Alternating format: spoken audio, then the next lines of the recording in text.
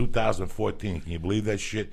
In studio today, I got my main man, Raf Esparza from Verbal Tap Podcast, and my main man, the Flying Jew. Where the fuck you been, cocksucker? I've been here. Where you picked been? That little fucking chick up on Thursday, and nobody's seen you. You've been MIA. You took her back to the Jewish cave, and you just slung dick and ate fucking tacos all weekend, didn't you? Pretty much. It was great. Unbelievable. You only left to get a little sun and to do the fucking Stairmaster, and you go right back to the house. We do the Stairmaster together and we go back. And who's beating who in the diet?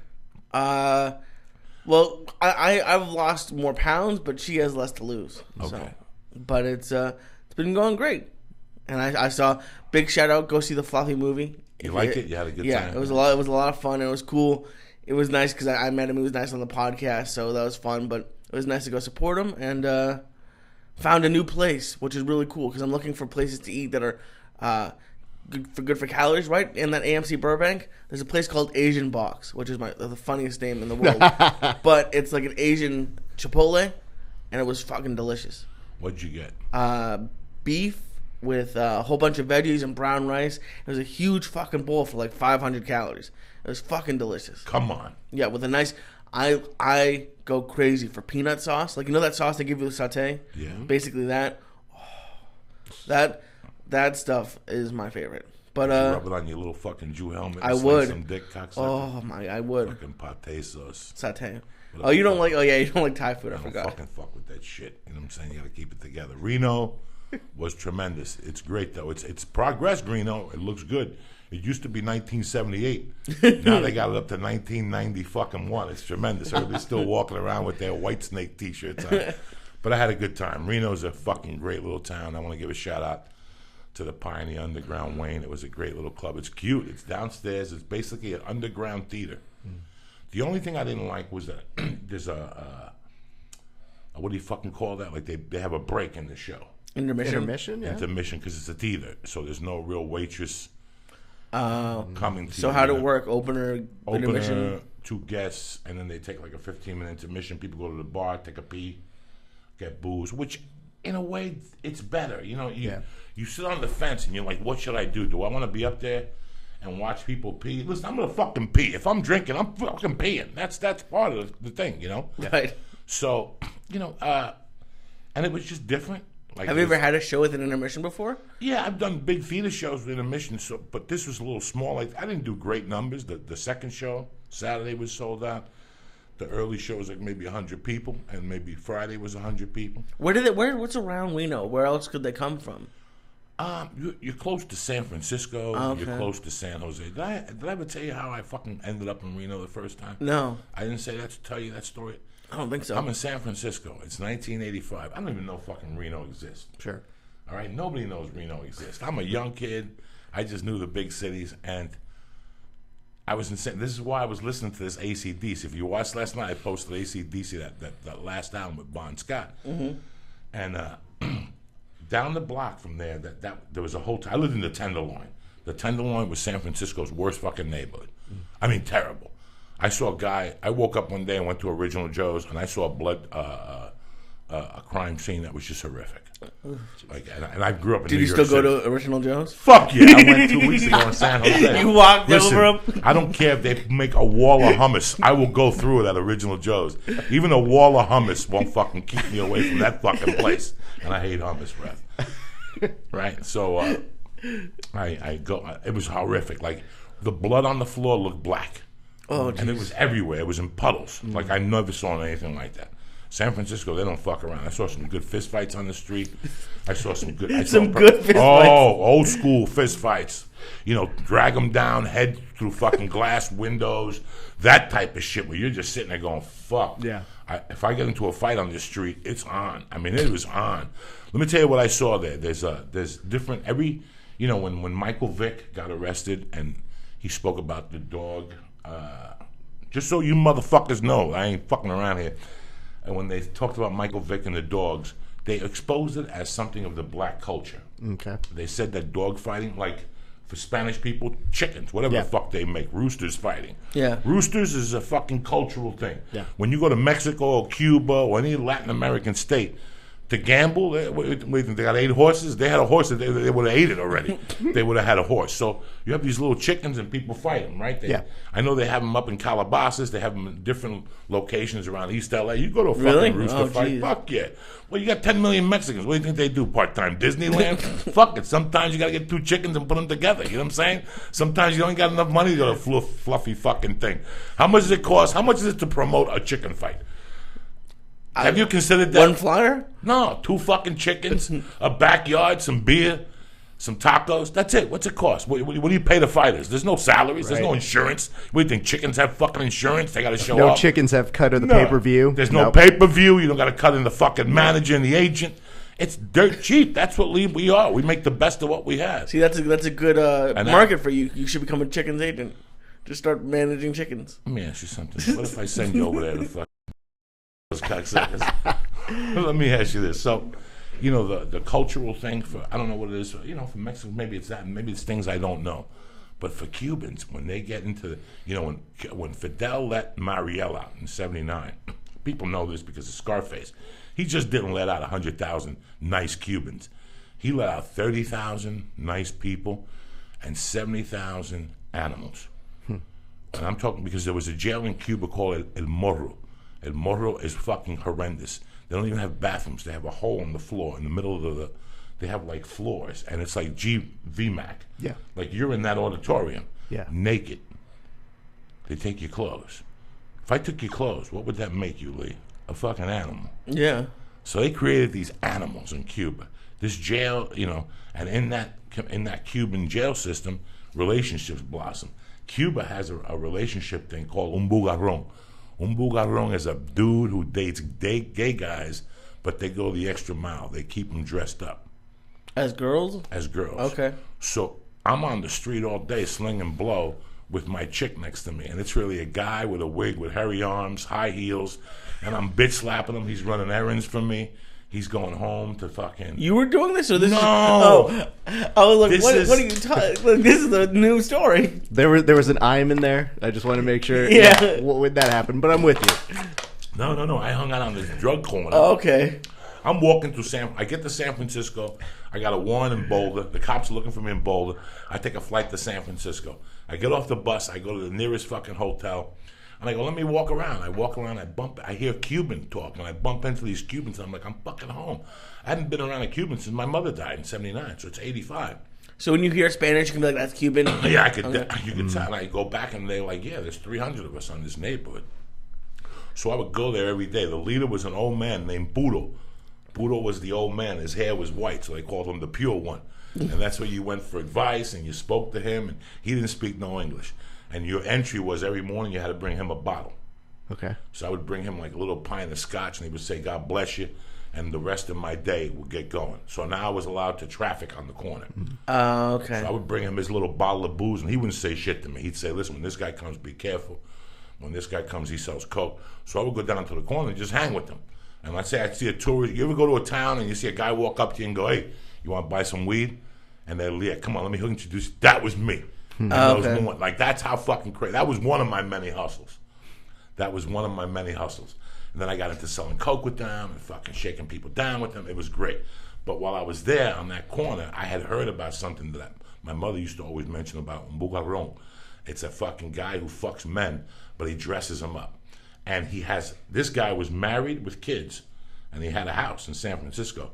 But in the daytime, he'd fuck around with this monster. He had created this fucking thing he had created. So weird. And he lived with her in the daytime. So if you wanted to buy coke, like I would have to deal with him to buy coke. Like I would have to buy in those days, he'd give me 20 spoons, $10 spoons for $150. So I could make $50 if I sold all of them. Okay. So that was one of my many angles. I would have to go to his house in the morning, and the guy would have his wig on halfway on, and he'd have like a beard like from not shaving the night before. And if the guy didn't know where he was, one time he smacked him right in front of me. It was fucking amazing. Like, he just cursed her out and started smacking his bitch right. And there was no domestic violence. It's like Miss Pat. When Miss Pat was on the podcast, she spoke about how she had a relationship when she was 12 with a 25-year-old man. Yeah. In a white community, that's child molestation. In a black community, it's just another motherfucking day. You know what I'm saying? And that's how that life. So for me to see it, like, I had heard stories about, men dating other men and fags fucking each other in the ass, but I had never saw a man that dressed up in a suit that was like a businessman, and next to him he had a man with a wig on that I was supposed to bring in here, and you guys are supposed to say, "Oh yeah, that's a woman." It was the weirdest scenario. So if you said to him, "Are you gay?" He'd be like, "No, I'm not." No, I'm not gay. I'm a bugarrón. He sucks my dick. Like, that's their mentality. okay. The guy sucks That's my way dick. different. I don't suck their dick. Yeah. He sucks my dick. I fuck him in the ass. That's it. Okay. And he sucks my dick, and I come on his wig and whatever else goes with the relationship. You know what I'm saying? So how did he find Reno? So how I found Reno was through.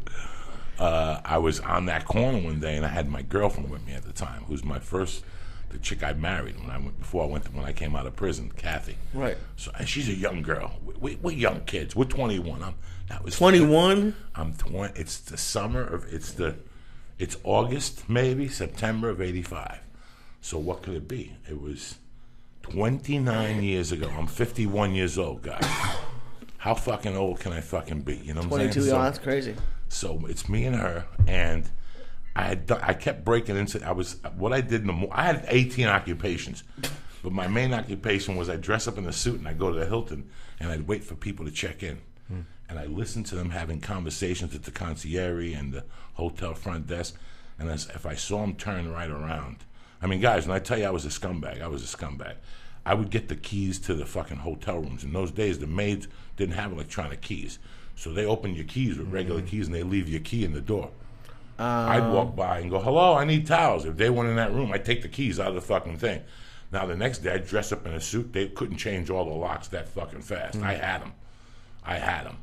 So I would come in dressed with a suit. I'd get the Wall Street Journal, and I'd sit. And once I'd see people walk into the hotel and check out, it was all over. I'd count them. Once I seen them go west on fucking whatever street, I'd shoot up to their room and burglarize them. I was fucking nuts, guys. So I would be doing that. I was cashing hot traveler's checks. Traveler's checks were huge. American Express traveler's checks, because as soon as you lose them, they'll replace them. Oh. You follow me? There's no electronic guide like there's no now with a credit card. I got to swipe it. So if I steal your traveler's checks, That was your money. Yeah, that's your money. You just go to a bank and replace them. That's American Express's guarantee. But they can't put a stop hold on the ones you lost. They were individual pieces of paper. They're like cash, $50 a piece, $100 a piece. By the time they found out, it would have been too late. Yeah. So I would go to Koreatown or Japanese-town. Up by Van Ness Street, there's a Japantown. I would go to Japantown and use them. The Japanese wouldn't ask you for ID. They didn't give a fuck. A wink is as good as a nod to a blind horse. You got to match the signature on the thing and have an ID.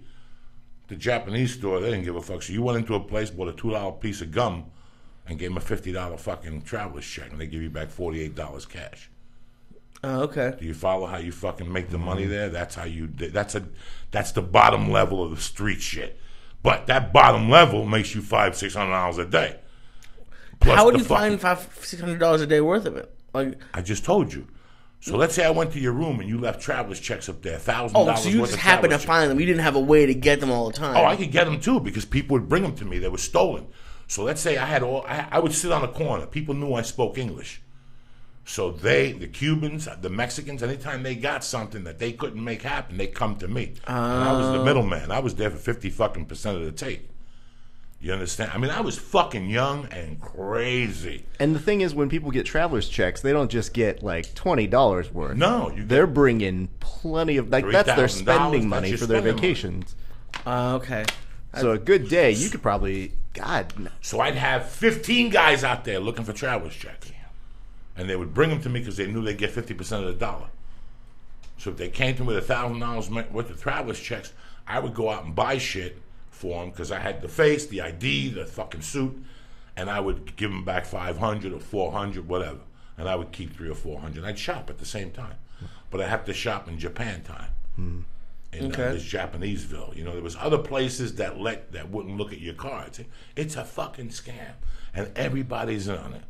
That's why I don't want people at home to think, well, no, everybody's in on it. Everybody knows. Because what those merchants are going to get their money back from American Express, too. Yeah. Once they deposit those 50s, they're going to go, oh, those are stolen. Hey, man, what about the fucking, he bought a camera, he bought a TV set, he bought a house, whatever the fuck. So I'm on this, I have 1,000 things going on. I have the drugs, that shit, I'm breaking into rooms. How quickly, wait, before you tell me about how quickly, when you get to a new city, are you setting like I can't even imagine. It took me 72 hours to get. And you set up a whole criminal organization. Criminal fucking thing, 72 hours. Wow. You get one person going, you prove yourself, and that's it. You're not a cop, you're in. You're in. And every day people are like, hey, man, it's like when I lived in New York, I would go over to the city and buy so much weed in the city. One day they go, dude, you should help us sell weed. Because people are unemployed, that's what they do in New York City. So you would go to the corner, some guy would go, here's 20 nickel bags at $5 a piece. It's $125, correct? 20 is there's 100. 100. Give me 50 of that. Go sell. So that's how fucking people make their money. You sell 300 nickel bags, whatever it is, you make yourself $150. That's a lot of money. Yeah. $150 is a lot of money for some people. And if they could do that by fucking lunchtime to feed their daughter, whatever the fuck they have, you can't judge them. That's what they do. That's what the fuck they do, Right. So I was involved in so many different things as a street criminal that one day the cops were looking for me. I broke into this room. They caught me in the room, but I talked myself out of the cops. But the people were German tourists, and they called the fucking other cops and said, what the fuck just happened? We've been robbed, and they let the guy go.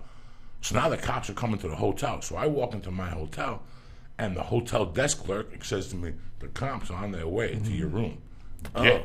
Get out. Next time we go to San Francisco, I'll take you to the Virginian Hotel. It's now the hostel, and if you make a left down to the main street and you make a right up a block, there's a bus station. So when I found out the cops were looking for me, I ran for it. Me and the girl, I go, come on, let's go. We gotta go. So we went to a bus station to decide what we were gonna do, and they're like, a bus leaves for Reno in 7 minutes. And you're like, fuck it. Let's get the bus to Reno. It'll give us the time to clear our minds. It was like, I don't know, $8 for the bus to Reno, and they gave you a $10 coupon pack, and you got to eat and shit like that. And then you have a return bus ride. So me and her went to Reno for the night. Like, well, let's get on the bus. Let's go to Reno. Let's take our chances. We'll come back. We got a little bit of cash. We'll gamble. We're on the bus, and we meet this fucking across them. In those days, buses had bathrooms. Yeah. We were right by the back, and there was this little Egyptian dude. I didn't know what he was. I just thought he was a half a Hindu. So I didn't give a fuck, but finally we started talking. In those days, I didn't know nothing. In those days, I thought there were Cubans, Mexicans, Chinese, Japanese, and Puerto Ricans. That's it. That's all I had ever met. I just come out of Jersey. A couple of Jews, some Germans, some Italians. I didn't know nothing about Hindus and fucking Egyptians and fucking Ali Bhagwan. I didn't know nothing about nothing. I didn't know. I was a fucking dumb fucking kid. So here I am on a bus staring at this Mexican, and he comes over and he goes, no, I'm Egyptian. Sit down. Let's talk. And he goes, you want to get high? I go, sure. So he rolled the fucking joint. That's the first person ever who showed me real hash. I was going to say, did he have hash? That's the first person ever that goes, let me tell you what I got. And he opened up a bag, like a duffel bag. This is way before anybody carried a fucking those bags. He carried a bag, and he had a little brick of hash with like wax paper on it. And he pulled the wax paper back, and you could see the stamp. That's the first time I had ever saw a stamp. I had heard about it. He had the fucking block of hash stamped with a gold seal of approval. That means it was good. And he took it, he broke it on the plane, but he mixed it with nicotine. I had never smoked before. They mix hash with nicotine tobacco, and a little bit of weed, and they rolled it up, and he lit that motherfucking spliff on the bus, dog. The bus driver had to pull over. I had to puke because I had never smoked nicotine. Oh, yeah. And you take like a weed hit. You take a weed hit. Oh, my God. I got pale. My temperature fucking dropped 3,000 degrees. And I remember walking through Reno and getting my thing together. And the kid, I had weed. I had lost the Egyptian kid. It was me and Kathy. And I had weed. And I kept asking people, what do I got? Rolling papers. And let me tell you how, in those days, they give you 30 fucking years if you had weed in Reno in 1985. Oof. Weed was so bad that the criminals were even going, please, can you go away from us? Like criminals like, can you go away from us because you're going to get arrested and you're going to put heat on us. I remember I was going to a black neighborhood in Reno, like outside a liquor store, going, who's got rolling papers? And they're like, don't even talk about that shit around here. That's how crazy even rolling papers were in 1985 in Reno. Wow. Yeah, because when we went to Vegas last week, I was trying to pretend like I wasn't high because I had heard that Nevada is really not cool with weed, but apparently now it's okay. Lee, listen, when you're high, nobody gives a fuck. You know what I'm saying? Where's Tony Bennett at? Let's get this day started right. Little Tony Bennett. We'll get to my man over here, Raf Esparza. Little Tony Bennett for the motherfuckers to soothing. It's classic. Give my mom a little fucking light up there in hell, wherever the fuck she is, heaven, hell, purgatory. Who gives a fuck? I wanna be around. Oh shit. To pick up the pieces when somebody breaks your heart. Lee, get it together, cocksucker. You want some more gummy bear? Go to the next one. Oh, okay, that happens enough. I know that your resistance is getting a little fucking you. Look, check it out. Pull another one. I'm sure you did. I got a backup just in I'm case. sure. I'm sure you have like a tool belt like Batman with just edible, ready to go. That'd be really funny. I do probably have a utility belt with belts and weed and pipes and fucking vapor pens and You better trademark that shit. charges. Someone's and gonna shit. draw it. Someone's gonna draw it and send it to us by the time this podcast is over. What are you gonna do? Things are bad all over. Raf Esparza, talk to me, you bad motherfucker. What's happening, baby? Well, first of all, thank you for having me on. This is thank beautiful. You I bumped into you at the jiu-jitsu party yesterday. Raf has a very popular podcast, which I did, and I just wanted to get him on. And I joined the jiu-jitsu BJJ Jiu-Jitsu Journal. Yeah. I got on there. What'd you think of it? So far, I like that I could. So far, I can't figure out how to write the techniques in there. Yeah. There's a couple things I'm confused about, but I like that you could put your calendar dates in there. Yes. And you know how many times you trained in a month, and then the notes I've been writing the techniques that I'm learning. So that's it's a site put together by one of our friends, bjjtrainingjournal.com. It's basically like a log. You know, every sport now is telling you log your shit. If you're running, use this Nike watch, all this bullshit. But Amici had this really cool idea of not only tracking the days that you're going, but also a tap tracker where you can actually count how many times you beat or lose to somebody. Like whatever motivates you, you can do it technique. You can send a technique to your friends. So it's really, really cool. We were really big proponents of it when he told us about it. And the other thing is, he's an upstanding guy. Anytime you get somebody who you know is a good human being, you want to get behind that when they're doing good shit. And I remember the first time he showed it to me, I almost didn't want to tell my co-host. I was like, I don't want him to know this because it's really good. And if he finds out, he's going to use it. So I'm just going to keep it on the secret for a little while. But dude, honestly, and maybe you feel the same way, but when I update that shit, it'll show you how many days you've been going per month. Or per 60 days or per 90 days. And it'll show you in rankings for jiu-jitsu. So it equates them. It's like, oh, you've gone once a week. That's a white belt. You've gone 3 times a week. You've made it up to blue. I'm now up to 5.16, and I'm still at fucking brown belt level for there. And I'm like, how many fucking days do I have to go a week to get to fucking black belt? Yeah. I mean, these people need to have a life and actually not train jiu-jitsu. One day off maybe. But, man, it's changed a lot of my game. So, for me, I love seeing that this month. It was 5 days a week. So that even, as you know, when you're gigging, trying to get out there to do this shit is so hard to find the time.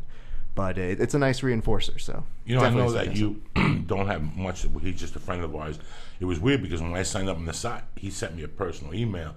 And he goes, is this John Evans, Joey Diaz? And I go, yeah. And he goes, oh, it's great to have you on the site. And one thing I was having problems with and I was doing in every other aspect.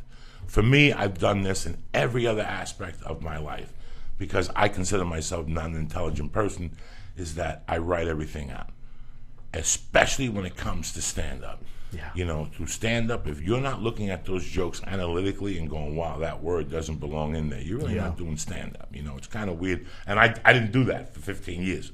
So I really wasn't doing stand-up. And it's weird, when I first joined jiu-jitsu, my goal would be just to survive. If I can make the class and not have a heart attack and not leave in an ambulance, I did okay. What I learned, I could give a Frenchman's fuck what I learned. Yeah. I just don't want to die today, that's it. And I never thought about writing. And then I would go home, I'd go to a class, and I'd go to a town where they go, want to roll? Yeah. And I would see an opening for that move that John Evan taught, or Marcelo, and I grab the leg and do this, and all of a sudden I get choked up. And I go, what did I do wrong? Well, I didn't write the move out when I learned it. So I started running home after my gigs, maybe a month before we had our little meeting, running home. Wouldn't even take a call, wouldn't even call anybody. Sometimes I get in the car and I have 3 missed calls. Fuck it. When I get home, I'm going to drop my bag and write down what I learned, step by step. Hands, So like left leg here, right hand. Yes. Right hand. and here, switch your hips, move your left knee under his armpit, pull his body over, and now you could open up the fucking leg. I mean, just little things that and I still do it. Like, I still go home and miss a fucking point and then go to class 2 days later and fuck it up like I was doing Thursday. Thursday was the most interesting class I've ever been involved with because I never had so much problems with a move that involved your feet. Yeah. It involved our feet, and we could not get it. I think one of us got it, and the other guy would do it, then we would mess it up again. Yeah. And it's just little things like that that make the difference, whether you're going to pick up a guy that's 100 pounds heavier than you or you're going to use or you're going to bench press him. There's techniques that they teach you that you could maneuver a guy that's 80 pounds bigger than you if you stick to that technique with the momentum that you have going. But if you miss that little inch, you're just going to put more workforce onto you, Yeah. Like the other day when I was trying to move you and that fucking caveman around, that Zach. He's a fucking caveman. You can't move that motherfucker. He's a wall of brick. So It's funny, as you mentioned this, so any good comic should always be writing down shit. You've got pen and paper right there. I'm a huge fan of moleskins. Look at this right here. This is actually, it doubles as a log that I used to use for jiu-jitsu. This is all the way back from like 2012. And I went to visit a place, and I would do the same thing. You see, it's like as you got shot in on, move arm, back of head, and through the neck. Pay me hands is what we used to refer to that. You know the? Yeah. I don't know why, but the first time I heard pay me hands, I was like, got it. Yeah. That was the easiest thing anybody has ever told me. But and doing it on here just became so hard because this became where I do my comedy. So I would think, oh yeah, I'd write a joke here, no problem. It got to this point where I'd be like, oh fuck, joke goes here, skip 5 pages, put training here. And I would look at this, but not as religiously as I would as something on the computer. So when I found that website, I was like, this is a game changer. This is gonna, and I'm not great at jiu-jitsu, but I have what I like to call, and we'll talk about this, I think, in a second, but like a comic's work ethic, where I'll put in the time. I'll show up. And there's something about comedy and jiu-jitsu that is very similar in the fact that you suck for the very beginning. You're open mics. You're doing all this shit. You think you're probably good, but you're probably not. But you continue working at it, and you develop this muscle of getting better. So for me, I would just go home, write the shit down. And before you knew it, I found that there are things that I was better at, not great at. And it's a matter of chaining those things together for me. And that's why when I fucking go, like, beating people is like secondary. I'm hugely competitive with myself. And training partners, I want to make them get better, help everybody do that sort of thing. But for me, if I'm improving from where I came in, that's the competitiveness that I like, that I walk in and I go, oh shit, I was better than I was when I walked back in. So, John was showing us some great half guard stuff last week, the Thursday. It was tough, man. I mean, the funny part is I think you understand this. When somebody just shows you it and it looks like super simple, they just go, what? You guys didn't? They do it real fast. You didn't do it? You guys can't do that? That's crazy. I don't know why you can't do that. You've been drilling it for years. And I get this expectation like, okay, what the fuck, hand here? I don't know what the fuck to do. Yeah, I never did jiu-jitsu, but I wrestled for a bunch of years, and it was a big difference between a good coach and like a coach who could teach you what you're doing, because I'm sure it can get really frustrating, especially when you're teaching white belts, even in jiu-jitsu. I'm sure the guy who teaches the white belt class must have a couple weeks at the beginning of each new class, like, what the fuck? I hate white belts. But it takes a special person, I think, to teach like the moves patience. like that. Yeah. Patience. I mean, we lucked out. I looked for the better part of 2 years within the Valley, going to every place. And I could find things that I liked about certain places, but I never found somebody who had my style of teaching. And then I stumbled on the jackpot at Valley Martial Arts Center. We've got a guy named Marcelo DePaule, and he works you to the bone, but he strips you of all of your strength doing something we call Marcelo Madness, which is high-end cardio. and some CrossFit in there too, so that you have to depend on the technique. You're stripped of all your strengths, so everybody's kind of same level. And if you know the technique, you're able to beat somebody.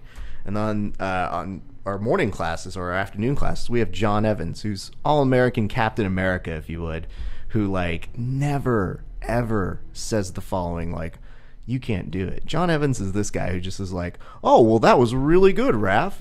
Jesus, I mean, you know, you did a great back roll, and now you're doing this, and you're doing great. And the thing is, he's not bullshitting. Like, I know a bullshitter when I see it. So when he's telling you this, it's a good encouragement, and he's not telling you the technique is right if it's not. He's telling you this aspect of what you're doing is great. So when I found this combination of this and the people, I was like, fuck yes, I've got my spot. And they just celebrated 3 years yesterday. So it's funny. I took my wife yesterday. Cool. I took Mercy, and Mercy jumped around and jumped on the mats. And when I got in the car, my wife goes, you know, Joey, I can see why you come here now. Because I really get it. Because I really get it. I go, it's your little escape. And I go, it's 2 days a week. yeah. It's 1 hour and a half that I go, and nobody cares about comedy, and nobody knows what I'm doing this weekend. And that's so important to me. You know, when she told me, she goes, I wish I had, but I could see her looking at the pictures, and she's like, I'll put Mercy in something like this. I go, you know, my life was completely different as a child when I did martial arts. Don't get me wrong. I was still a fucking savage, but I belonged to something. And I belonged to something that, and I don't mean to use this, I'm not saying about you, Sure. I was around good people. I wasn't around the people I was around. I was around, in those days, we called them geeks. And what we did was it was amazing. I had these two lives. I had this life that I played basketball, and I cursed with these guys, and we got into fist fights, and, you know, we smoked a little bit of pot after the games. And then I had this life with these white kids and these Spanish kids that nobody did drugs. These guys didn't even talk about that. These guys wouldn't even consider raising their hands to people. They were very decent, and our adventures where we worked out. Everybody had a basement. Everybody's mother had a basement. And you put your geese on, you swept the floor, and you fucking kicked the shit out of each other. And then you went and ordered pizza. It's a weird thing when you're a child. Yeah. And on Saturdays, we'd take a bus. We'd each take a bus and go into New York into a place called Honda. Honda, at that time, Honda Unlimited, I don't even know if they're still in business, was one of the biggest martial arts supply stores that you had ever seen. It had floors. Floors. Floors. You ever go to Valley Martial Arts Center down the corner? Yeah. They've been there since 1960. And you go in there, and it's a museum. If you really like that, they have pads and pictures and nunchucks and stars and Japanese ointments for your hand and you know, fucking everything. And that's what Honda had. So we would go in there and go, wow, look at that Ghee. Oh, I'm saving up for that. You know, oh my God, look at those nunchucks. Oh, we're saving up for that. It's and I would hang out with kids that delivered newspapers to save up for nunchucks. And then the next day, I would go hang out with kids who stole the newspapers from the machines and sell them to make. Do you understand what I'm trying to say to you? It was a different work ethic. And I was between both. I was in a rock and a hard place. I loved hanging out with my geeks. Mario Diaz was a geek, a Cuban chemistry geek. But at night, he was a Fujao Pai Kung Fu guy. And his father was Cuban. His mother was Chinese. So he'd go to his basement, and he'd beat us up and then talk to us about his chemistry set. And he was a fucking geek. We used to call him a Stein because he was a Frankenstein, like he'd make potions. Yeah. We used to call him Stein because he was, Diaz Stein, because he made potions and shit. But meanwhile, he'd fuck your world up with trip. And he was a sweeper. This country forgot to sweep. The sweep was huge. I don't know why nobody's sweeping in the UFC. You kick somebody 3 times, the 4th one is a sweep. Yeah. And next thing you know, they're in the air. This guy was a sweeper.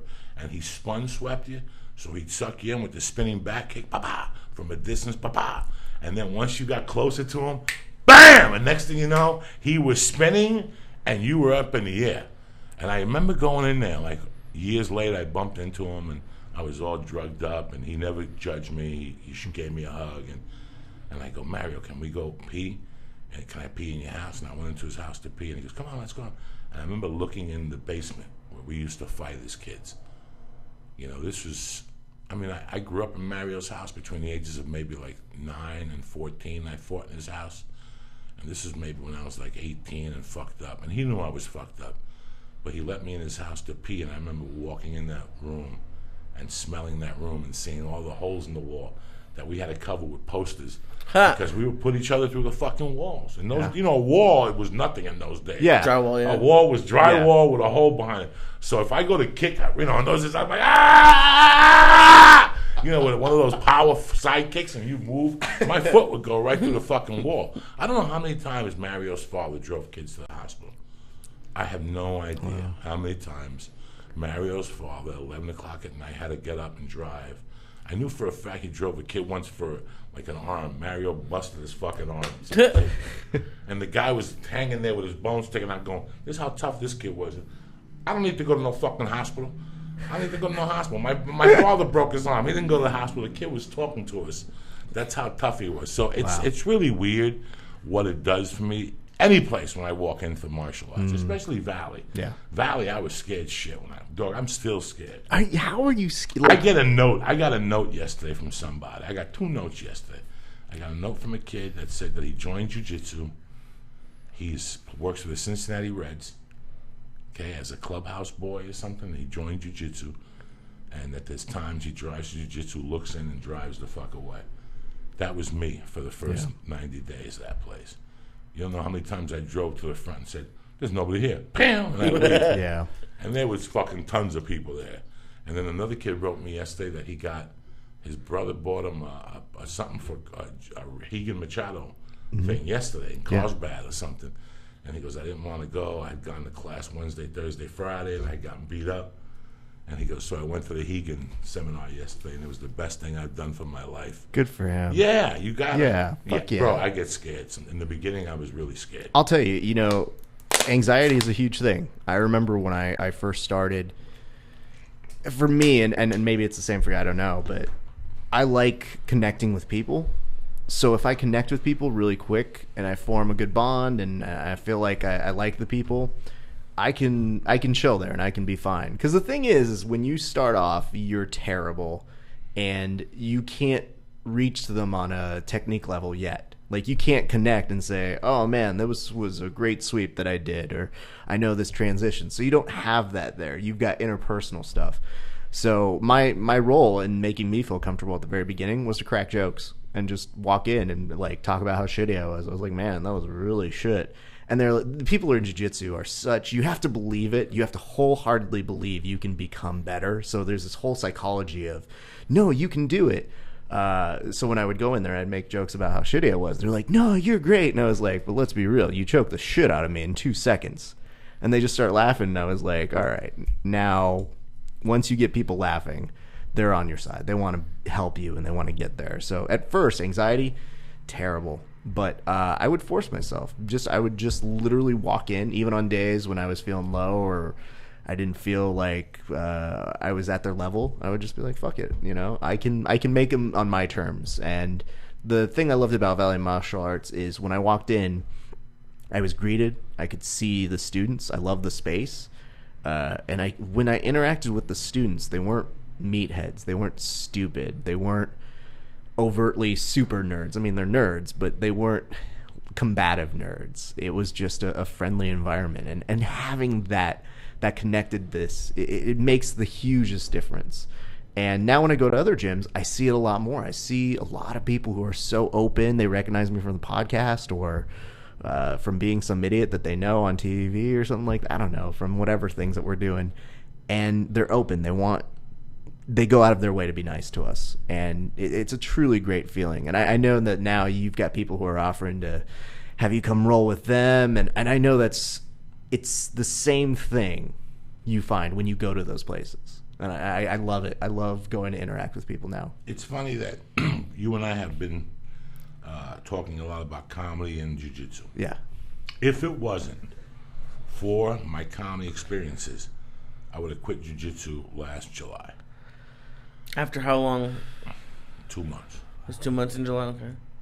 Because it just wasn't going nowhere. It just wasn't going nowhere for me. Even today I've been doing it, and I've seen a bit of improvement. I'm gonna stop you Not here. for the improvement, we Yeah. all want to do flying arm bars, I the weird part is I don't know that other people gauge it. You've had John Evans on, and you've had you had Kyle on, and at different points of your journey on here. But I don't know if your listeners and your viewers know how much you've improved, and it's drastic. It really is, and you see it. And sometimes this is the best thing for me too, is you don't know until someone confronts you and tells you you've made improvements. And for me, watching you do your journey, there's shit that you're doing, and this is one of my favorite notes, and you need to know this. John Evans told me this the other day. He was just like, you know what? I'm really happy with Joey Diaz. When I tell him to do something, he doesn't say no. I go, try this. And he does it. And he goes, even if it's hard for him, he does it, and he makes really good improvements on it. And I was like, dude, John Evans can talk about any student and make an example out of them, but he chose to use you. So I think that was stuff that you needed to know, and I think it's good to know that kind of benchmarking that you're at. You have to have a trust. Yeah. Nothing bothers me more when somebody who needs help with comedy comes to me, takes my time up. I bump into him 3 weeks later, and he's doing something completely different. Yeah. I'm here to learn from you. If you know about podcasting, this is what I know about. Well, Joey, how the fuck? Who said you? Listen, I get on stage every night. You don't. Let's leave it at that. If I needed help with the computer, I come to you. Open your heart and listen to me. Yeah. It's very hard to get somebody to do that. Yeah. It's very hard to get somebody to say, when John Evans has me hold him sometimes and go, switch your hips. Guys, I'm 300 pounds. I'm not going to lie to you. I can't switch my hips and just land on a hip. You know what I'm saying? It's like Alejandro's a sweetheart of a guy. Yeah. A guy from John Jock, a purple belt. Last week he was teaching me a movement. He goes, before we go any further, have you ever rolled on your shoulder, Joey? No. Let's fucking do it together. Did you watch that last week? I love that shit. And he picked me up and rolled me on my shoulder, and it was an inch from going, pop! I felt it right here when I was rolling on it. I felt the 300 pounds. I was an inch from it going, pop! From it just twisting and breaking. But he took me to a different dimension, and I did it. When somebody tells you, when somebody loves you, and you know when they got love for you, not some guy that goes, hey, come here, go punch that dude. No. Yeah. I'm talking about when a motherfucker got love for you, and he calls you up and goes, come here, do me a favor. See that guy, man? Go up to him and fucking punch him in the fucking mouth. There's no question. There's no what. What did he do to you? Yep. What did he do? I want to know. Go. Trust me. We're going to get this motherfucker cracking. It's the same. And I take it back to put your foot there. Jump up and down. You're the if John tried to tell me about comedy, I go, John, shut the fuck up. Shut the fuck up. But John's telling me about what I know this guy knows about. Yeah. So I have to trust him. You have to trust the people you're involved. Nothing is worse than going to a class, and you've seen this, where a teacher teaches an arm bar, and there's always one jerk off that said, well, I learned it this way at a different place. I'm going to do it this way. Try it my way. Yeah. Just fucking shut your fucking mouth and try it this way. You might put both of them together, and that's where the art really is, of taking a little bit of Rafi style, a little bit of fucking the Flying Jew style, a little bit of my style, and putting it together. I want people to come to me and say, you got that from Rafi, didn't you? I want Rafi to pull me aside and go, you motherfucker. You stole that move from me, but you added the armbar to it at the end, you motherfucker. Rafi, you going to be mad? Not at all, because you're a real artist. You're a real jiu-jitsu guy. That's what real people do. This is what this is about. Do you know what I love to do? I love to teach people, especially if I've caught them with something, I like to teach them it and go, this is exactly what I did. Because I say, I don't want to beat you at this anymore. I want this to be harder for me. And I want you to know exactly what I'm going to do. Because it's harder if you've taught them how to do it. That they started doing it. And truth be told, one of the first things I remember teaching you was like a cross collar to kind of maintain position. I'll be damned if the next week you weren't doing that shit to me when we're jockeying for position. I was like, this motherfucker's doing it.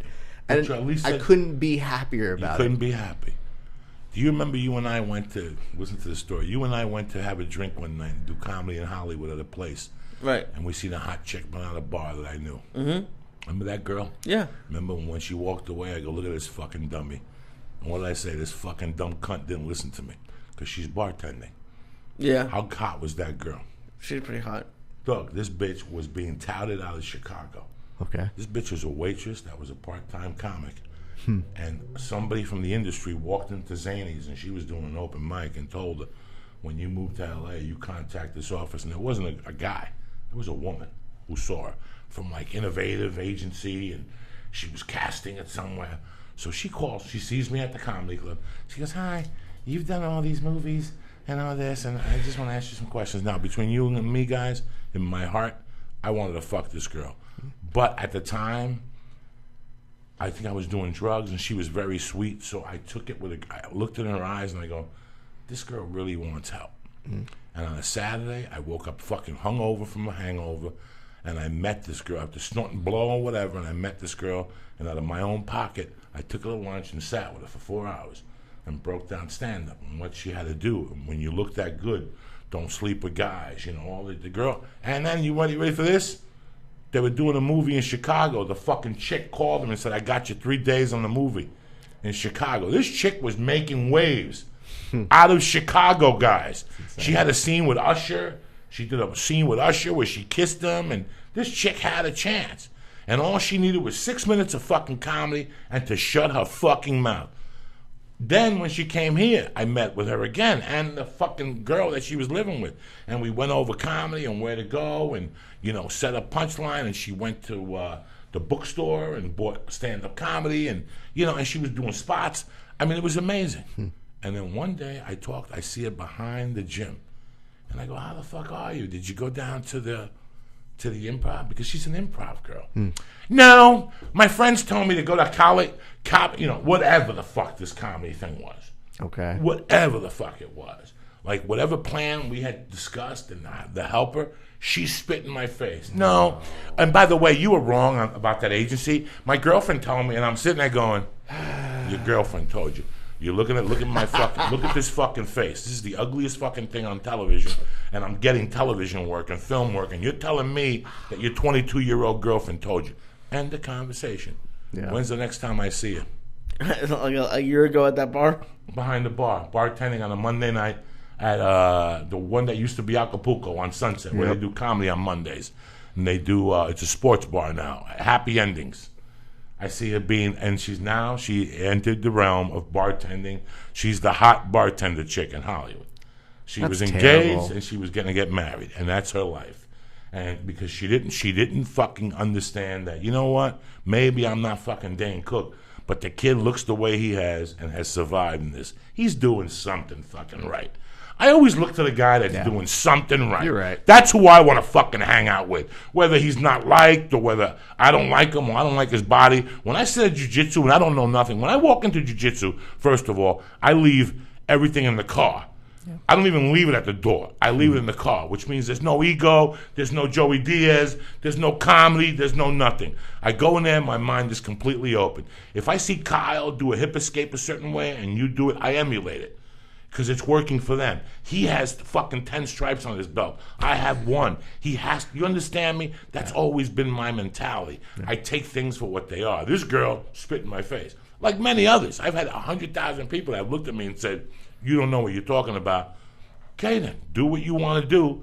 I'm telling you, do this. I just had a guy 2 years ago that argued with me at a diner about a movie he wanted to do. And I'm like, bro, if you do that movie, if you sell it, they're going to add the character to it. The female character, the love interest. Yeah. Mm-hmm. He's telling me, no, they're not. That I own the script. Bro, I'm telling you, they're going to add, you have too much dick in here. This is coming from somebody who's a non-writer, who's just seen 1,000 movies. You ever seen a movie by the name The Departed? Yeah. Why was that chick in The Departed? What was her point in The Departed? The psychiatrist chick. What was her fucking point? I will sit here until you tell me her fucking point and what was her point? She was hot. Okay, my point. Anybody else have any other movie where we don't know the reason why that girl is there, but she's fucking there? Yeah. Anybody else? That's what they do in Hollywood. They love that thing. Yeah. It's like that school you go to that says, no, you need to start by the closed guard. We don't pull guard here. You need to, sometimes you got to do what the fuck you got to do if you got to make a fucking plan. Sometimes you got to make a left to make it right. Yep. You understand me? So I don't get it. I was telling this guy that I'm an idiot. I'm a fucking asshole. And I'm telling you, you got too many explosions and too much cock in this movie. There's got to be a love interest. A girlfriend has to die of cancer. Something. She loses a tit. Something has to happen here. The English patient. Rocky. Why was fucking Adrian in Rocky? Who the fuck knows? She's a retarded woman. They put her there. She had a dog. Who the fuck knows? But don't sit there and tell me, Joey, you don't know what the fuck you're talking about. Sure enough, he sells the thing for half price to some Iranian fucking terrorist company. And they even the Iranians were like, where is the love interest? Even they fucking knew it in their fucking language. So he calls me back. He goes, dog, I don't know whether I should take the script back. I go, any studio you take it to, I'm telling you, it's going to ask you for a fucking love interest. Yep. And I'm no Pulitzer Prize winner. I just seen 1,000 fucking movies. We all name one movie that you watch that you go, why the fuck is she here? That's why Megan Fox has a career, essentially. I'm sorry, I get emotional. No, dude, that A, needed to happen. B, I'm glad it happened. C, I'm as furious as you are because, and again, comedy jiu-jitsu overlap.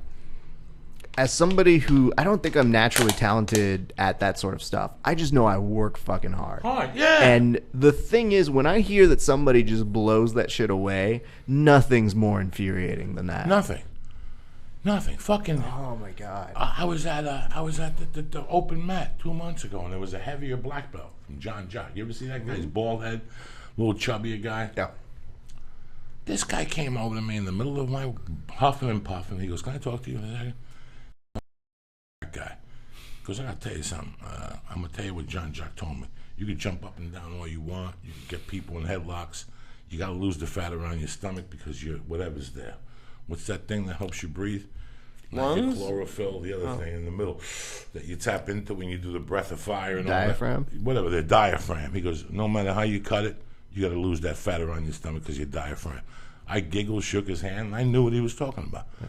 You know how many people would take offense to that? Yeah. Lee, when I talk to you sometimes and I fucking get mad at you, you take offense, but I'm not lying to you. I'm your brother. I'm not lying to you. Yeah. I just get infuriated because you're sitting there looking at me like, you don't know what the fuck you're talking about. I don't know what you're talking. That's when I get hot, because that's how I was raised. When somebody who knows what they're talking about, you can't take offense. Mm-hmm. People take offense. Mm. You know how many people have come up to me and says, "You're a great comic. You gotta stop cursing. You're this." That's their opinion. I love it. Fuck off. But I don't take offense to it because I know where it's coming from in their heart. Yeah. I know some people who may be cute and say something. There's some people in jiu-jitsu who are cute, but very, very not really. It's hard to think about that at the beginning, though. Like, everyone, like, even just like something like that, I could see it. Even if it's the nicest person in the world, it kind of feels like an attack. Like, you get, that's something I try to work on. Is I get defensive quickly sometimes. Me too. I get defensive. It's hard not to, but it's just to know that, like, if someone came over and told me, like, I'm trying to lose weight. If someone came over and told me, like, oh, you get to lose weight around your stomach, like, yeah, I know that, and, like, it might offend me. Like, just thinking if that had happened to me, like, it probably would have offended me. And it's true, but it's just it's not. It's why the people didn't listen to you. It's their friend probably told them an easier way. I like when somebody's very honest with me. Yeah. And I know by the tone of somebody's voice when somebody's very honest with me, and it really impresses me about a person, and it gives me motivation when a person comes to me from the heart and says, "This is," and looks at me and says, "I like to talk to you, my son.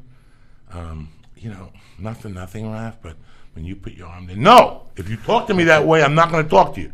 Go, "Raf, I need to talk to you about something, dog. You've already gotten submitted 4 times with that fucking stupid wing every time it goes up. It needs to go away, Raf, okay?" And you'll look at me going, "Where are you attacking me?" No, I'm your brother, and that's it. Yeah. You can't keep fucking doing that. Put the wing down, and he can't. If you put your base down, he won't butterfly you.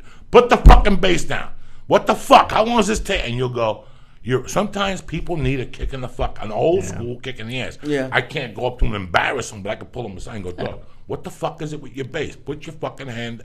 There's different things that you could work with people. And I like getting that feedback. Me too. I'm a huge constructive criticism person. Like, I don't like somebody to just be like, "Hey, fuck you." Right. And be like, "Well, that's the wrong all right, way." Whatever. But if somebody comes up to me, and this is something I learned, I work for the Tonight Show, and I used to work with audiences. So basically, you'd have people who, and this is beautiful.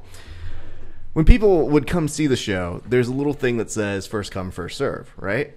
But everybody thinks they're important, especially if they're on vacation.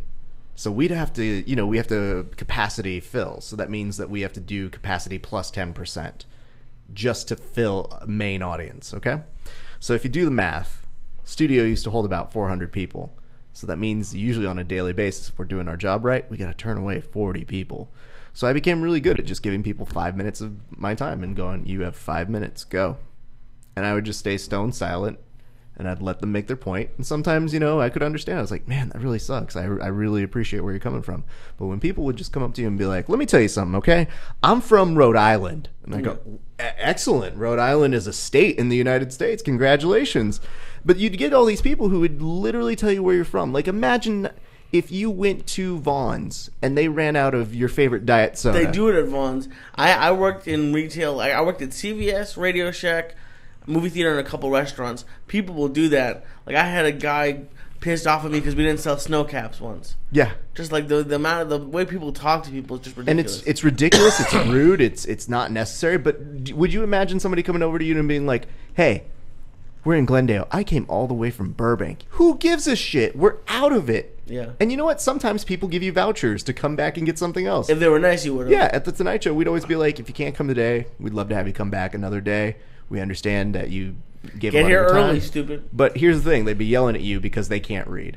And so there's like this weird tolerance that I have where if somebody is giving me constructive criticism, I just kind of let them talk. I let them say their piece. And then at a certain point, I go, thank you. And that's usually the one thing I try and do in jiu-jitsu is I let people tell me what they need to tell me. And I try not to make excuses. Because you can make an excuse for everything.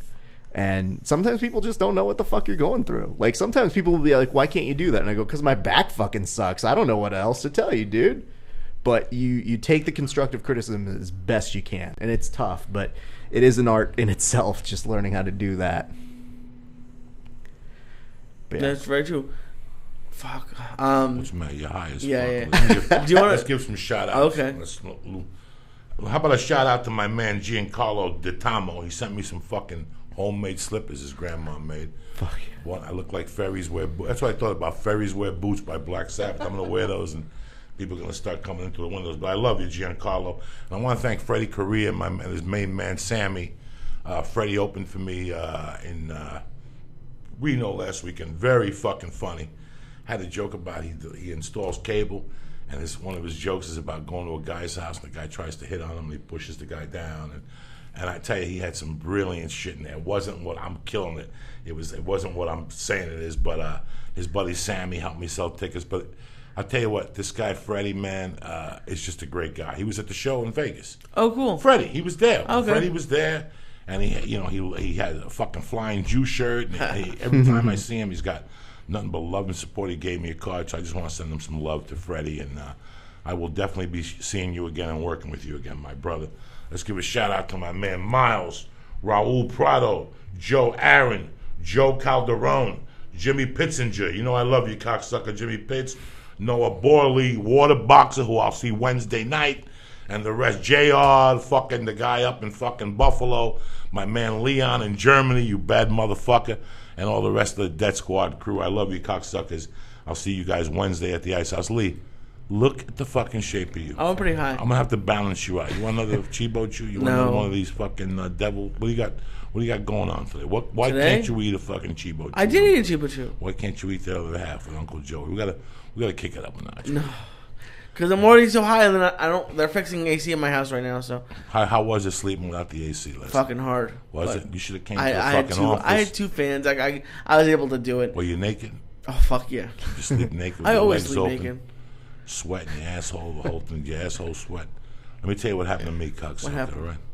I got to the airport yesterday, and I went to the airport bar, and I ordered 2 eggs because I don't like when they give you scrambled eggs. That means they're powdered eggs. Don't do it. Oh, don't okay. do it. Don't do scrambled eggs? No, you want to see the egg yolk. You always want to see the egg yolk at our airport. When we have scrambled eggs, that's why they have scrambled eggs. It's like Johnny Rockets. They have scrambled eggs because they got powdered fucking eggs. They ain't fucking 2 whole yolk fucking communist radiation eggs. So I had 2 eggs. So my new thing is I always order, 2 eggs, bacon, fruit, wheat toast, And I ordered fruit, and the fucking strawberries look weird. And I go, are these strawberries good? She goes, they're fresh. And I thought, how sometimes you have fresh strawberries, but sometimes people put sugar on them. It's like a glaze. Yeah. Well, I bit 2 of them, and I'm like, this ain't fresh, but I had swallowed it. Uh-oh. And I gave them back, and she took them off the check, and, whatever, you fucking fly home. And sure enough, I take a nap, and I wake up to fart, and I fart, and liquids running down my fucking legs. So I was sick all last night. That's why I didn't go to the open mat, because if I blow a fart with a white fucking costume on, somebody's choked. Sometimes you're doing jiu-jitsu and you roll over and your fart comes out of your ass because it's been stuck in your rib, and now somebody jumps on top of it and you hear it, and you tell people, dog, I just farted. Take your hands off my neck, because it's going to be a long afternoon if you whiff dead. And they're like, no, but I was choking you. Dog, it's up to you. What's coming up to you is going to be deep. Let it go. Step aside 5 feet. I got John Evan once. John Evan will keep rolling with you. Yeah. If you fart. Well, that's because he's a professional. That motherfucker will keep choking you out as you're dying. You're like, I farted, John. He's, I don't give a fuck. I mean, it's a weird fucking sport, but like when you create a tolerance to most of these things, I'll tell you the weirdest thing I had happen recently. So I went to this gym, really good guys, and all of a sudden I'm rolling with somebody, and I'm like, I got this guy in like north-south, and he just like, I hear underneath, just muffled, you smell so good. And I was like, what? Fuck, I don't know what to do. Oh, I had this finished. That was the best offense you could have possibly pulled. He was just like, you smell so good. And he was like, and I was trying to like just ignore it, but he clarifies. He's like, your ghee smells really good, man. I go, yep. You just got out of the submission just by doing that, because I don't want to finish it. Dog, that's a nice compliment. It was a nice compliment. How fucking bad does a ghee? You ever been choked by somebody and the ghee comes in and you tap because of the stink of the ghee? Oh, definitely, yeah. Ghees fucking stink, and even mine in the back, it's got pounds of sweat in it, and you can't put bleach on it because it dissolves the material. So you got to wash it with your soap and hang dry it.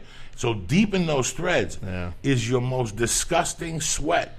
Like, I rolled with people who were great guys, and their ghees are brand new, but you could see that in that inner core, those fucking ghees get stinky. Yeah. That's why I have 2 ghees. I got 2 ghees. I'm not getting a new one until I fucking destroy those. Yeah. Because and I don't even fit in one. You know how much jiu-jitsu gear I have in my house? How much?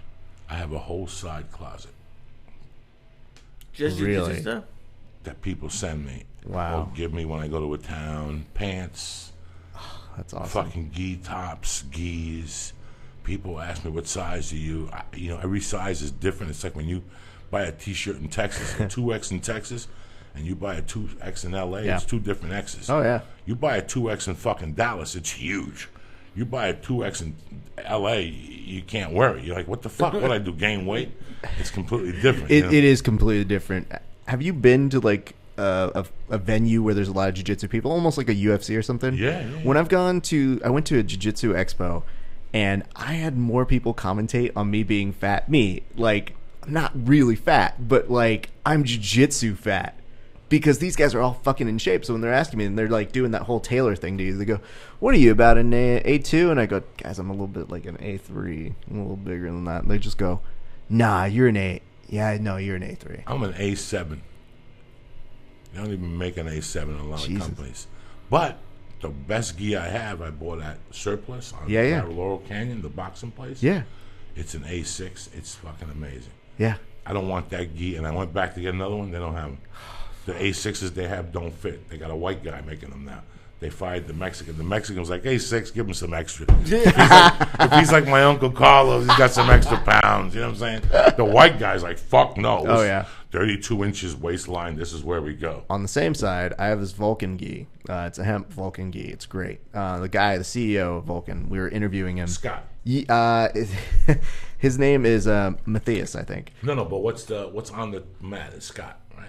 Is that the same? Oh, Scotty, he's on the mat. This is a different one. Okay. But Scotty is a beast of a human being himself. I love the shit on Scotty. He sends me Ghee stuff. Yeah, his fucking top don't fit. The pants are great, and I tried to hit him back, and he's like, Joey, you gotta lose some fucking weight. But his Ghee fits. It's the shoulders. Yeah. Okay. So his Ghee fits, goes around me. Scotty's the shit, man. It's the shoulders that are too tight. Yeah. Okay. So. No, man. Scott's a good dude. Scotty's great. And they said he's got a score in Vegas. So we were in Vegas last week. Awesome. I got a call Friday night going, Scott said, stop by the store. He's got a bunch of shit for you. You know me, I'm an asshole. I leave at 7 to fucking. Yeah, that's crazy. No, I mean, but, the good news is he's around and he's always. I mean, Scotty is one of the best people in the community because he cares. Like, he actively is sponsoring athletes. He refereed Metamoris. Like, dude's fucking legit. He was on our podcast and just, this is, I'll credit this. And a lot of people do this for us who are too good for us. But Scotty was on our podcast, does a great interview with us. And then I just happened to catch something on the Facebook. And I saw that he created an ad just to promote our podcast. And I sent him a note. And I was like, did you just create an ad for us? Like, you don't have to do that. I appreciate it. And he goes, no, I like you guys. I want to help you out. And I was like, fuck yeah, Scotty. Just good people. That's when you're like, God damn it, this sport has so many good fucking people. But yeah, no. The Vulcan Ghee I have, I didn't even get to try it on. This guy, the CEO of Vulcan, just handed us this A2, and I'm like, oh, dude, but I'm like an A3. He just goes, put it on. I put that thing on. You would have thought a fucking Italian fucking tailor had made it just for me. It was the best feeling when you just put on this Ghee that just comes out of the package and was like, this fucking fits me perfect. I've never been happier. My fiance saw me go into the mirror with my podcast co-host, and we both got one. And she was like, you guys were the biggest girls I've ever seen because you're just like, this can miss and match. And I can wear this, but you can wear this top and this bottom. No, this is amazing. This is so good. And she literally started getting out her camera and taking photos of us. And I was like, babe, I want to say I'm embarrassed by that, but I'm fucking not. You post that wherever you want. I'm not ashamed. That is real. That is real fucking shit. It's amazing that a lot of people at home going, Joey, why the fuck are you guys doing a podcast about jiu-jitsu on a Monday morning?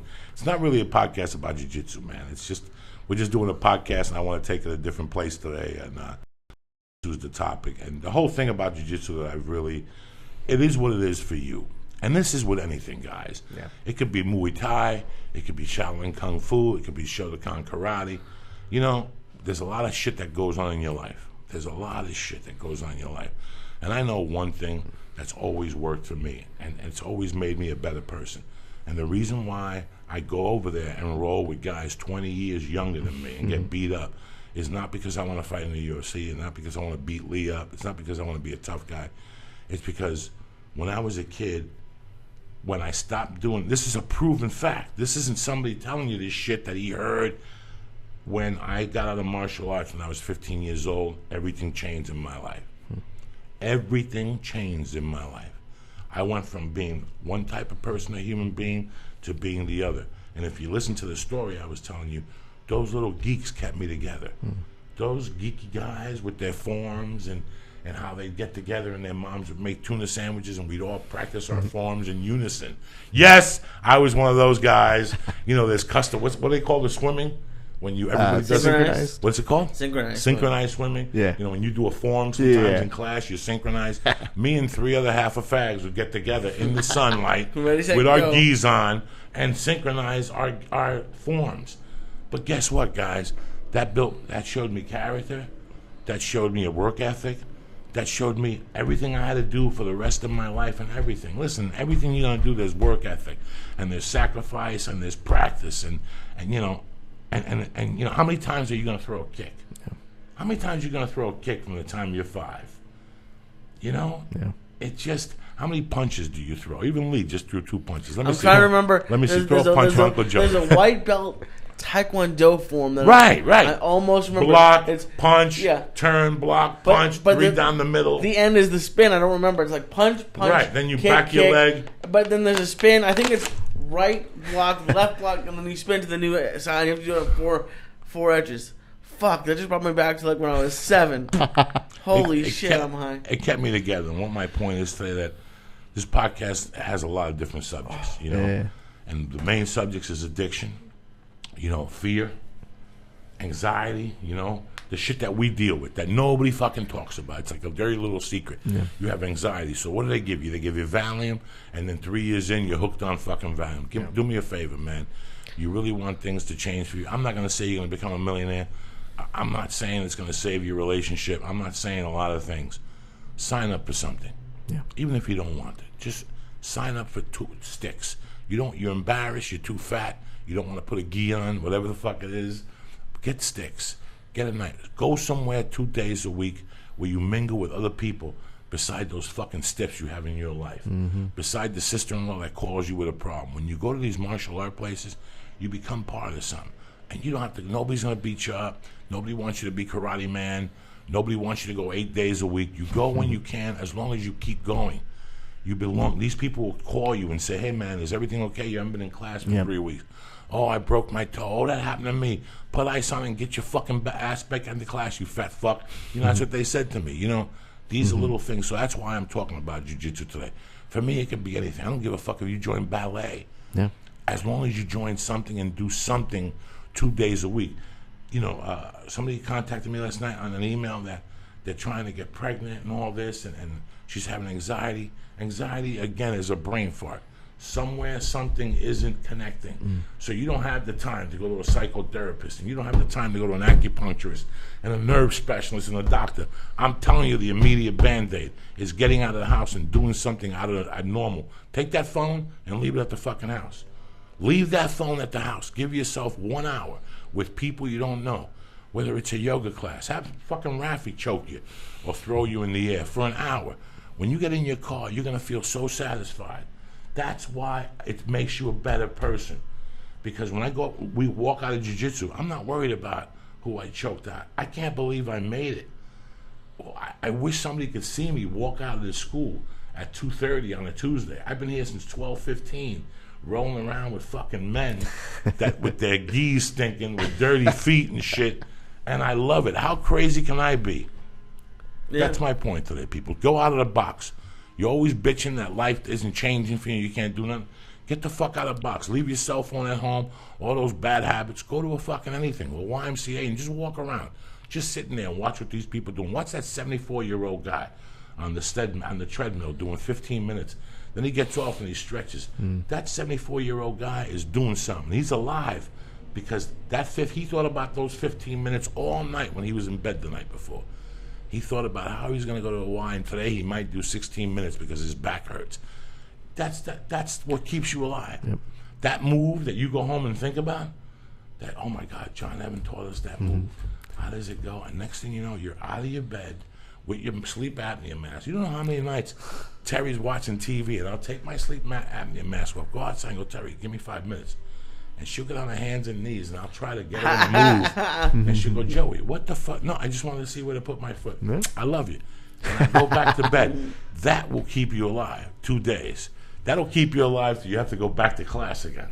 And you know what? I wanna just add on that. You being in entertainment, you know that you hear the following more often than not. You hear, no, not you, not this.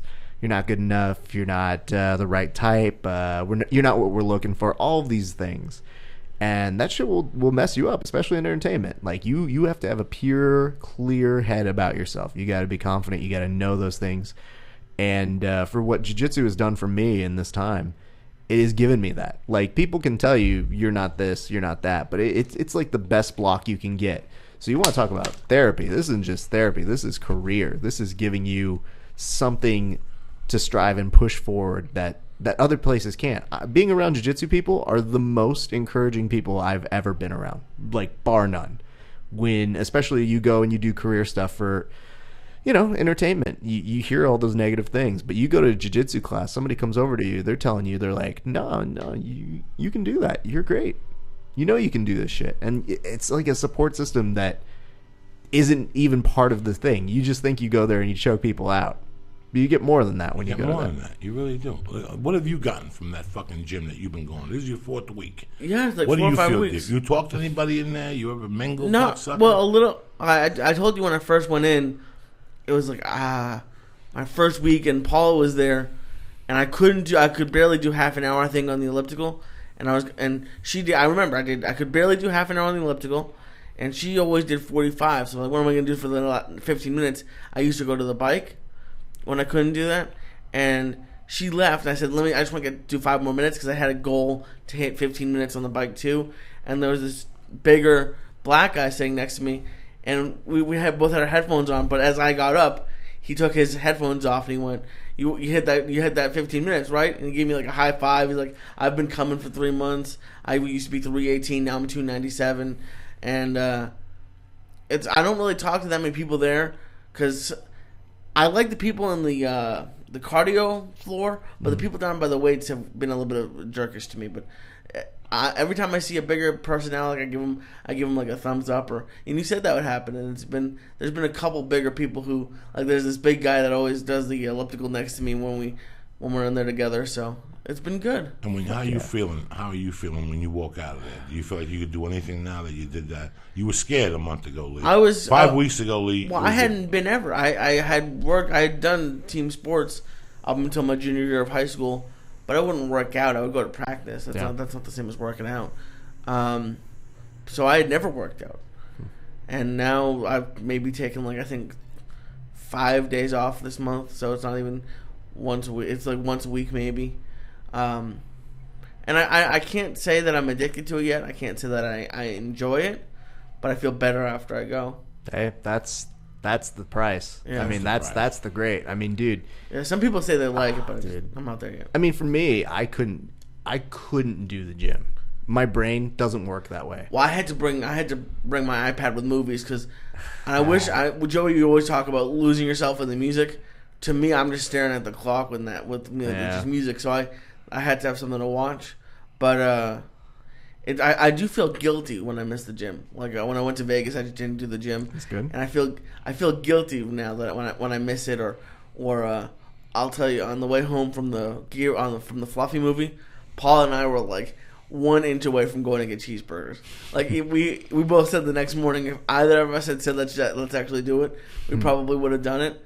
But it's when we're talking about it, we're like, we looked it up. The In-N-Out cheeseburgers like 700 calories. We're like, we both worked out today. A single.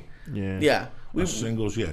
We both worked out today. We ate good for the entire day. It's 10 o'clock at night. Why ruin it now? But with the sauce, it really kills you. Yeah. The sauce. The single without the sauce isn't that bad. It's like 10 points. Oh no! The double with 700 calories. Oh yeah. Then what the fuck are you looking at a double for? That's the thing. See, that's the problem. I don't want you to stop eating your cheeseburger. But you know that you could always go over there and get a single cheeseburger with a raw onion and without fries, and you're good to go. You absolutely could, but I can't. You're good to go. I can't. You know what I've been doing lately? Eating half of my meal. Yeah. Just to try it. Yeah. I've done it for lunch lately. You know what? Half of my meal, and I'm fucking starving. But after 20 minutes, you forget about it, and you go, I could go without this. Right. So, it was nice. I haven't changed anything, really. Like, maybe I drank a little bit less, but it was just jiu-jitsu. And the reason why I knew I wanted to do jiu-jitsu, I was like, I just don't want to be fat, really. Like, I don't need to beat people in competition. I just want to be healthy, get a good mindset, and be not fat if I can. And for me, I didn't really change my diet. I still eat kind of what I like to eat. And I dropped 25 pounds just because, and at the time, I wasn't going as much as I was now. Like, I've hit a plateau now. Now it's just like, well, you're going up 5 pounds, you're going down 5 pounds. But it was just because I found an activity to keep me active, to keep me going. So, I mean, it depends on what goals are. But there's always a way to keep, if you want to keep moderation of stuff that you don't want to modify too much. Like, if I see a cheeseburger now, I still have it. But I also now know there's a confidence in, all right, well, I'm going to the gym. I'm doing this regularly. I'm excited to get to that point because I would love to get to the point where I could just maintain. Like, I figured out the diet to have to maintain, but right now I'm at the point where it sounds bad, but like if I went and got a cheeseburger, I'd be getting cheeseburgers every meal. I'd be getting 3 cheeseburgers, so I can't even get the single. Right now, I can't. I stick to the healthy stuff. But keep it realistic. You know what I mean? Like keep the goals there, man. Yeah. The hardest thing to do is keep crazy goals. For me in jiu-jitsu, my goals are super simple. It's like today, I want to work on this kind of setup for, you know what I mean? It just is moderation. Yeah. Well, listen, let me hit some sponsors real quick here. Do it. We're getting to that fucking time, and I got to talk to you people about something that was, I noticed Thursday night. First off, on it for all your fucking ultimate level goal needs, whatever the fuck you want to do. This charter fucking thing is Alpha Brain. Alpha Brain stimulates you, opens up your mind, makes you think. They got a money-back guarantee, 30-day money-back guarantee. We don't even want the fucking product back. Who the fuck does that? You understand? You ever go to a drug dealer and that you do the coke, you taste it, you come back, you think they're going to say to you, well, no, where's the rest? On it, don't give a fuck. That's how confident they are. I love the Hemp Force fucking protein, the chocolate, the acai vanilla. I love the Strong Bone. I'm back on the Strong Bone again for my knee, and it's been a little better. It swole up this week with the 2 shows, but as far, I've never had a problem with them. I had somebody the other day talking at the jiu-jitsu place about Shroom Tech, that they wanted some Shroom Tech, for me to get them some Shroom Tech. They wouldn't ask me if they didn't like it. John Evans talked to me about the Shroom Tech. Yep. Shroom Tech Sport is tremendous. The other Shroom Tech, what is it? Immune. Yeah. Tremendous. If you're flying, if you're hanging out with a bunch of fucking people, if let's say you hang out with people who have AIDS or they got a fucking flu or something like that, I don't fucking know. I don't even know why. Just, I don't fucking know. Whatever. It's whatever. Fucking Shroom Tech Immune, whatever the fuck you need to do. Number 2, Hulu Plus. Let me tell you something about Hulu Plus. I don't think you motherfuckers know that. They just got South Park. What? They just got South Park. I'm gonna watch that today. Exclusively. This is what I'm talking about with Hulu Plus. Hulu Plus is so much more. You get current season episodes every fucking week. Hulu Plus works on any streaming device that you already own. They have niche programming, Criterion Collection, animated, kids. They got original programming. And you know what the beauty thing about Hulu Plus? What? You can watch it anywhere, anytime, any fucking place. $7.99 per month. What's that, Joey? $7.99 per month. You go look at what the fuck you pay for other fucking conditional bullshit. $7.99 a month, and I'm giving you 2 weeks off on the fucking cuff. Who does that? When was the last time a hooker sucked your nuts and said, if you like it for 10 minutes, then I'll suck your dick? Nobody does that no more. I'm giving you 2 weeks for free on the gratis HuluPlus.com. Why fuck around? Original programming, daily show, binge, whatever the fuck you want to do. Sometimes you go home and you're going to watch one episode of your favorite show and you're wasting it. Fuck that shit. Go do jumping jacks, go mug somebody. Once you get 10, 11 episodes in there, you get a big bag of dope, some Chinese food, you get some broad, you lock the fucking curtains, and it's called binge watching. You sit there, you watch 18 fucking episodes, maybe after 9 of them, you get your balls licked, and you go right back to doing what you're doing.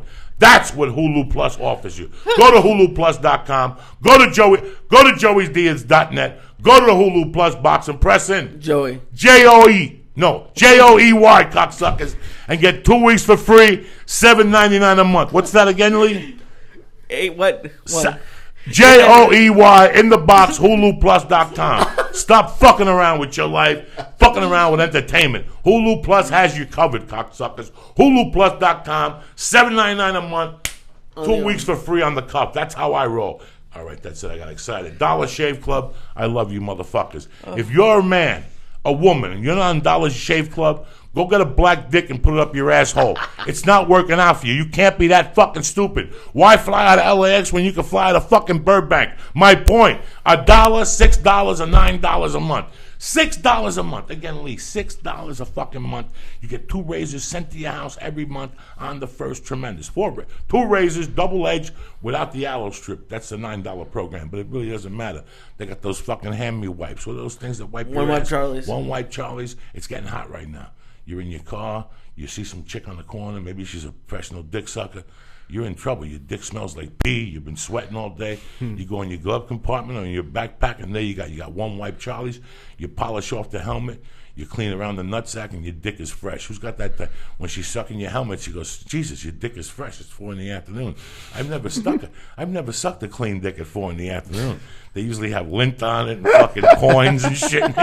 So, Dollar Shave Club. has that for you. Dollar Shave Club. Go to the Dollar Shave Club box right now and press in Church, CHURCH, and get your fucking deal from Dollar Shave Club. $1 a month, $6 a month, $9 a month. Get razors sent right to your house, to your door. You don't have to leave. You don't have to go to no fucking pharmacy and stand behind the guy that smells like fucking ass. Number 3, EscapePod.tank. EscapePodTank.com for all your deprivation tank needs. These guys, from what I'm hearing, is the best in the fucking business.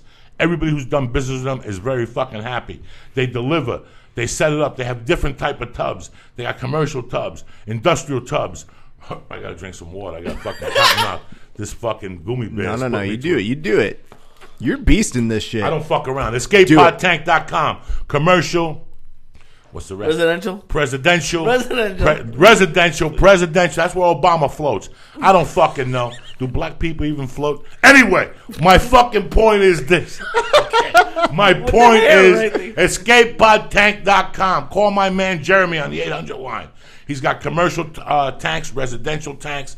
No jokes aside, you mention us, you get $250 off the top. Plus, he's got it just off the tank model. It's $150 off. You get like $400 off. You save it. He'll walk you through the steps. I love EscapePodTank.com.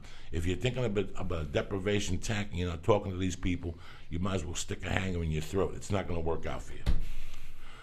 Oh boy, that takes a lot of fucking energy. That was art. I don't fuck around. Not at all, man. I got to talk to you people about something. I don't know. First off, thank you to everybody for your kind compliments and stuff on the Maron episode. Yeah, I was going to say. I was blown away. I got to watch it with my daughter and my wife. My daughter didn't know what the fuck she was going on. She kept crying. She wanted Wally Kazam on. I'm like, that's Daddy. She's like, fuck that fat motherfucker. But it was just amazing. I want to thank Mark Maron. I want to thank him from the bottom of my heart, because a true comic isn't a comedian who's funny. A true comic is a comic that is funny, but he also strives for funniness around him, and he pushes it and he strives it, and he helps support it. And when it came to that episode, he gave somebody a complete green light that nobody else will even talk to. Nobody talks to me. He gave me freedom to do what I wanted. He wrote a script, or his people wrote a script for Duncan. I forget what his last name is. And to see that, I thought about you guys. When I was watching it on the way to the airport, let me tell you something, I was fucked up that night. I ate a whole cookie at like 4 o'clock, and by the time I walked in my car, I called Lee. I told him. On the plane, I just sat in the back of that tube and sweat. I was in 12B, because they didn't have an upgrade. It was one of those Puerto Rican planes that you have to take a bus to. The American Airlines, gate 44. Yeah. It's like Reno, San Jose, Santa Fe. Any of those places you go to, you got to go on that bus. So even after you land and the fucking plane goes 35 minutes, you're on a bus for 15 fucking minutes. Didn't you tell me you thought the car was taking you to the moon or something? Oh, my God. I didn't know where I was. It was dark out. The moon was out. I was in the back of this fucking car, and I was blasted. But I cried. I cried in the shower. After the episode got off, I ran in the shower to detour the tears, because I thought about I never had that expectation. When I came to L.A., I always thought I'd be out here for 6 or 7 years till I got in trouble. But the most I'd ever get was to be an extra. I never strived for that, and I saw myself on that thing, and I hate watching myself. I look fucking huge and fat, but that's not what I was looking at. I was looking at somebody who didn't expect that, but I believed a little bit that somewhere, somehow, maybe if I lucked out. Well, I did luck out, and I just stuck around, and that's it. And I'm very thankful that this happened. But I'm thinking about for you people, that if I could do this, you motherfuckers could do this. We all put our pants on one leg at a fucking time, man. And when you look at things like that, when I saw that night, I thought about all the people that actually go to acting classes and really pay attention and really strive for that. I came out here thinking that people were better than me, like everybody was better than me. They came from a Juilliard or whatever. And I'll tell you what, man, this goes right back to jiu-jitsu and stand-up. I got my balls on that fucking stage. Stage time, mat time is the name of the fucking game in this. But the most important thing was, it's not that I stopped believing in a way that I would ever get on somebody's show like that, like a guest star like that. The most important thing is that, yes, anybody could fucking do this. I did it for you guys. This is to show you that fuck these motherfuckers. You can't stop, Lee. Lee, you can't fucking stop. You can't quit. You can't fucking go home. Everybody was in Montreal Comedy Festival. Everybody was up in Montreal. You get invited to Montreal? No. Fuck no. I've never been invited to Montreal. They have all these things. For me, my Montreal was Thursday night. That was my Montreal Comedy Festival. A half hour of me being with Mark Maron. I've seen a comic help another comic. I've never had a role like that where he just let me go and let me do whatever the fuck I wanted to. So Yeah. I just want to tell people thank you for all the comments. Thank you for the support of the podcast. Thank you for always loving me and Lee and my guests.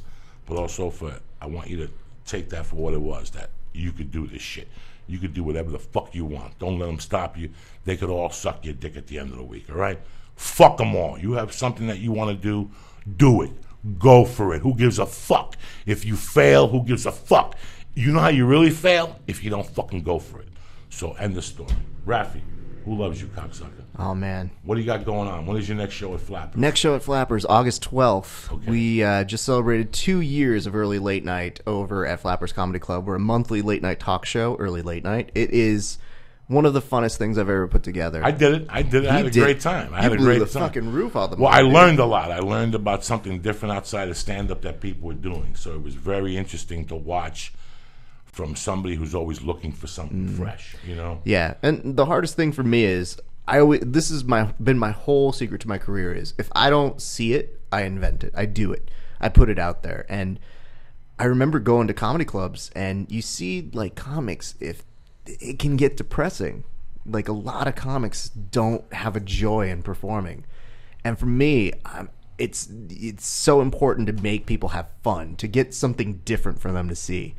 And the best compliment we always get is when a comic does our show and we produce it and we work with them is they say, you know what, I had fun. And I see you guys have fun every time. And I take that with a great responsibility of always creating, doing something new. If it means doing a fucking song and dance number and standing on my fucking head, it's what we're doing. Like, I'm just not afraid there. And I've got a great staff of writers and performers who do it. So, yeah, Flappers, 9:30, August 12th. If you don't mind, I just got to say a couple quick shout outs. I'd love to do that. Yeah. I want to shout out my co-host on Verbal Tap Cast. That's Kevin Phillips, who wanted me to echo this to you, and I'm glad I get to do this here. You gave him some advice last week for stand-up. That fucker texts me that like Thursday after we do the podcast, and he goes, Raf, I want you to tell Joey Diaz, I fucking destroyed this room. I did it from the advice he gave me. I demolished this room. I went in there. We were like 80 deep in this place in D.C. Great fucking audience. Hype. Was giving love to only a few people. He goes, I got up there. I destroyed. They want to give me residency and have to do all this. So thank you for that. And he wanted me to echo that. So that was awesome. Check us out, verbaltapcast.com. Guys, we just interviewed Rickson Gracie. And, I mean, that's kind of the pinnacle of people you can interview. And you know what's funny? This is what I like. This guy's a black belt. Legend in the sport. Even like coral, red and black belt, if you would. But when we interview, it's like nothing is different. Because he's in my world. And you know how when you feel behind when people are 6 or 7 moves behind you or you're ahead of you when you're in jiu-jitsu? For me, I'm like, I think we're on equal playing ground, and you know what? I can get him to have fun. And when I start seeing him bust up, I was like, you know what? This is what I'm doing. It's the right thing to do. So I want to thank him and all the good people. I want to thank Jits Magazine for making that happen. Great stuff from them. We're going to have a feature article coming out pretty soon, and I'm going to tease this right here. Rickson Gracie is one of the people who's associated with breathing. Dude gave me like a 25-minute instructional on how to breathe. Just because he liked the interview, and I think he just had a natural interest in wanting to help me based off of one of the questions I said. It was just like, what does it feel like to be synonymous with breathing? And he just goes, do you have 5 minutes afterwards? And I was like, for you, fuck yeah, teach me all the shit that you know. So he was really cool and doing that. I want to also shout out Marshall Carper. We're doing a really cool book project about jiu-jitsu and businesses. And Joey was the first person that I got to interview. So we're going to be putting that article up, and you guys can check out what the book's like. And if you like it, hopefully check back in, and we'll be promoting that for Days End for that. And to my buddies, Brandon McCatherine, who sent me a text yesterday that I showed Joey, which was, hey, Raf, you train with Joey Diaz. I hate you. So what I'm going to do right now is I'm going to get a picture of Joey, and I'm just going to say, fuck you, motherfucker, from Joey Diaz. And that's it. To my pal Scott Kupka, he's fucking in love with you. He wants me to introduce you so you could smoke out when he gets to LA. Let's do it. All right, easy enough. And to you guys here, this has been amazing. I'm really honored that you guys would even remotely have me on, but especially when you guys are about to celebrate your 200th episode. So I feel good to be able to tell this, and I hope you guys know what an accomplishment that is. You guys have so much great love on this. People at home think that I look for a celebrity or somebody who thinks he's better than us to be on the podcast. I look for people just like us because I want you people at home to realize you can start a podcast. Yeah. I know. You know what? I walked in yesterday, seen Raf, and go, what are you doing tomorrow morning at 6 a.m.? That's how fast it was. You know why? Because every time I see this kid, he's working. He's working. I know who's out there trying to get a podcast. Joey, get on the podcast so your numbers go up or whatever. I know who's out there working it. I know who's out there doing what we're doing, breathing it. And I know how to fake the funk because I fake the funk. Yeah. I've been at... See, I know you can't fuck with me because I faked the funk. So I know when you're faking the funk, and I know when you're working hard. So I want to thank you for coming on a day's notice and being fucking great. And I want, anytime you want to be a guest on here to promote, you got an open door, man. I appreciate that. Thank you for coming on at 6 o'clock. A lot of people are like, fuck you. You know, a lot of comics, I don't have a career, help me. Well, call the podcast at 6:45. Dog, I don't get up that early. Okay, so obviously you don't give a fuck. I go, Rafi, you want to call in? No, I'll come in. It's 10 to 6. Okay, no worries, I'll be there. When I drove by this one, I go, fucking Ralph, he's not coming in. I go to the back, he's back there waiting like a fucking student with an apple and a bag. So thank you, brother. Thank you very much. Dude, you know what I mean? When Joey Diaz is good enough, you've got that idea where you've done the same for me, where you came to do my show. And I got to tell you this a week ago. Joey comes to do my show, just offers to do it. I didn't give a shit about promoting this one. I had a big portfolio that I was putting together for NBC. He comes, I get a bigger audience because he's doing my show. We test out the material.